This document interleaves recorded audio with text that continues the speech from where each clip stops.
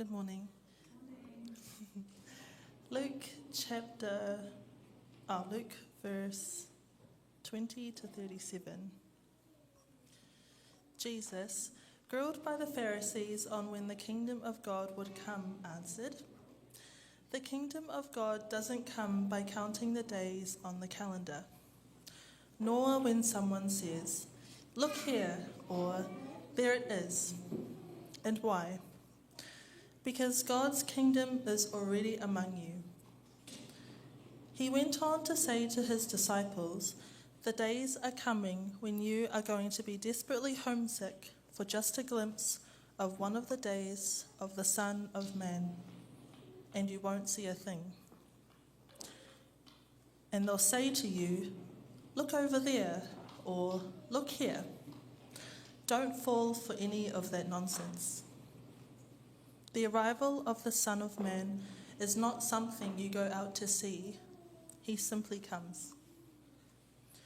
You know how the whole sky lights up from a single flash of lightning? That's how it will be on the day of the Son of Man. But first, it's necessary that he suffer many things and be turned down by the people of today. The time of the Son of Man will be just like the time of Noah, everyone carrying on as usual, having a good time, right up to the day Noah boarded the ship. They suspected nothing until the flood hit and swept everything away. It was the same in the time of Lot, the people carrying on, having a good time, business as usual, right up to the day Lot walked out of Sodom and a firestorm swept down and burned everything to a crisp. That's how it will be, sudden and total, when the Son of Man is revealed. When the day arrives and you're out working in the yard, don't run into the house and get anything. And if you're out in the field, don't go back and get your coat. Remember what happened to Lot's wife. If you grasp and cling to life on your terms, you'll lose it. But if you let that life go, you'll get the life on God's terms. On that day, 2 men will be in the same boat fishing. One taken, the other left. 2 women will be working in the same kitchen. One taken, the other left.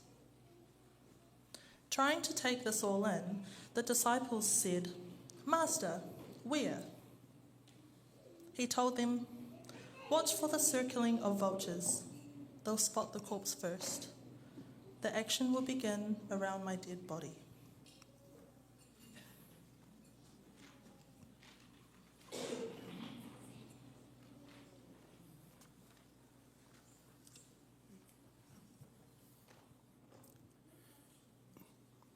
Ia malo.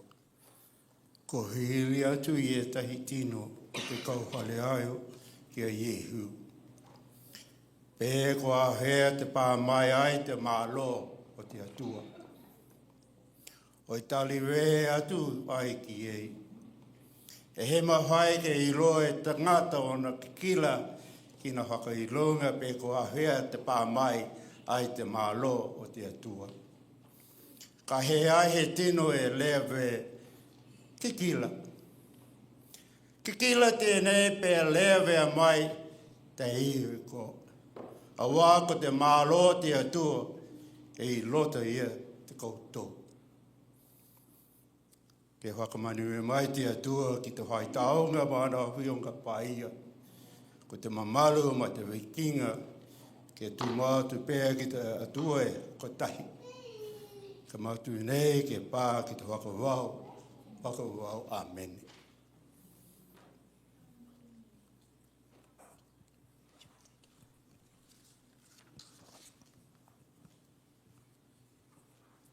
Thank you for reading those words to us on our behalf. It's a strange reading. And when we first read it together, the Whanau Service team were like, "Oh, can we change that?" But it was already on the preaching schedule. But we thought God has something to say to us from these words. And so what we need to remember is that Jesus is on his way to Jerusalem, to the city of Jerusalem, and Jerusalem was the centre of the world for God's people. It was the place that they looked to for trade, religion, and politics. And whatever the city of Jerusalem was feeling, the people in all of the towns and the cities and the villages, they were feeling the same thing. If Jerusalem was happy, the people were happy. If Jerusalem was sad, the people were sad.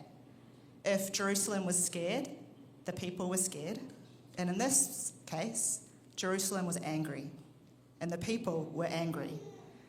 Jesus was on his way to the city of Jerusalem, and he knew that Jerusalem would not be kind to him, but he turned to face Jerusalem anyway. Jerusalem and all the people were angry because they had been bullied for a very long time. The powerful people from other places had come into their space and were telling them how to live and how to worship, and were taking their money to pay for big palaces for other people in other parts of the world. The people were angry because it wasn't fair. And the people were angry because they thought God didn't care. Deep down, they knew God really did care. They had an ancient hope that God would come and make things right again, that God would get rid of all the baddies, that God would be the King of Jerusalem and the King of the world, that one day everyone would live by God's rules and God's ways, and it would be heaven. Jesus was on his way to Jerusalem, and the religious leaders were pestering him about when all of this would happen. And Jesus says, look, it's not going to happen the way that you expect. God's kingdom, God's rules and God's ways are completely different. Do you remember our ancient stories? The story of Noah about when the whole world had turned bad except for one man and his family. Do you remember the story of Lot, Abraham's nephew, who was rescued from a city on the cusp of destruction? When God showed up and the way God showed up was completely different. And the thing is that God had already shown up in Jesus. The religious leaders and the people of Israel hadn't seen it yet. And Jesus knew that when he got to Jerusalem, he would do things completely differently. And that they might not see it, because they might not expect it. Even though the ancient stories are full of hints about what to expect, things like when God comes, he simply comes. When God comes, he suffers many things.